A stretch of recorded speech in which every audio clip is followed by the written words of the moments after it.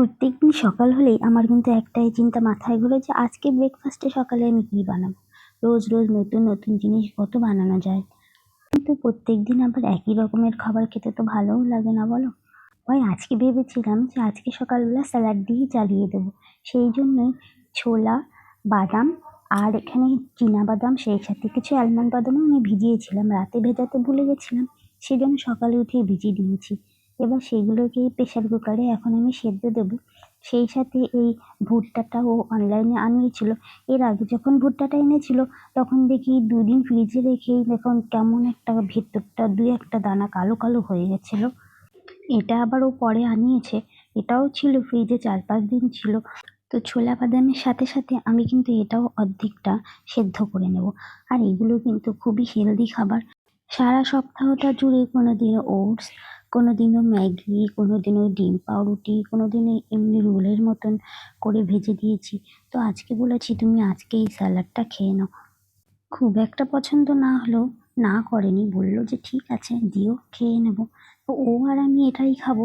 আর মা আর বাবা কিন্তু ওনরা কিন্তু এটা খাবে না, ওনরা খাবেন আম দিয়ে মুড়ি দিয়ে। যেহেতু আমের সিজন প্রায় যাওয়ার পথে, সেই কারণেই কিন্তু মা আর বাবা আম দিয়ে মুড়ি দিয়ে খাবে। আর ওনরা কিন্তু আম প্রচণ্ড ভালোবাসে, হ্যাঁ আমিও ভালোবাসি, কিন্তু আজকে যেহেতু স্যালাড বানাচ্ছি ওর জন্য, তো ও একটু না একটু রেখেই দেবে। সেই জন্য ভাবলাম যে ওই বাকিটুকু আমি খেয়ে নেব।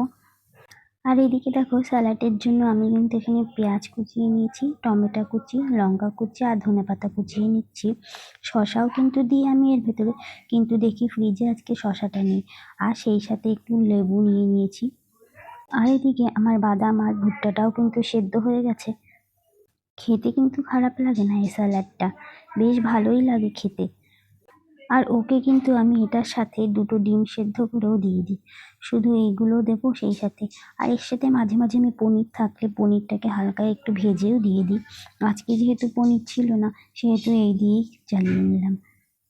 এবার এর ভিতরে আমি পেঁয়াজ কুচি, টমেটো কুচি, লঙ্কা কুচি, ধনেপাতা কুচি দিয়ে তার সাথে একটু বিট নুন, গোলমরিচ গুঁড়ো আর একটু লেবুর রস দিয়ে ভালো করে জিনিসটা মেখে নেব। মেখে নিয়ে ওকে দিয়ে দিয়েছি। আর আমারটা আমি কিন্তু কাজ করতে করতেই খাচ্ছিলাম, কারণ এগুলো খেতে আমার অনেকটা টাইম লাগবে।